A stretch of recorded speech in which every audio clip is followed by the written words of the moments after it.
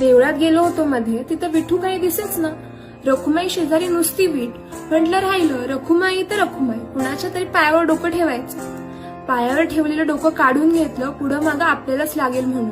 आणि जाता जाता रखुमाईला सहज विचारलं, विठू कुठे गेला ग, दिसत नाही. तर म्हणते कशी, कुठे गेला म्हणजे, उभा नाही का माझ्या उजव्या अंगाला. मी खात्री करून घेण्यासाठी पुन्हा पाहिलं आणि म्हटलं नाही, तिथे कुणीच नाही. तर म्हणते कशी, दगडासारखी झाली, मान अगदी धरली बघ, इकडची तिकडं जरा होत नाही. विठू कधी येतो, कधी जातो, कुठं जातो, काय करतो, मला काही ठाऊक नाही. विठू बाजूला असेल म्हणून मी पण बावळट उभी राहिले. आषाढी कार्तिकीला इतके लोक येतात, मला कसं कधीच कुणी सांगितलं नाही. आज अचानकच मला भेटायला धावून आलं 28 युगांचं एकटेपण. 28 युगांचं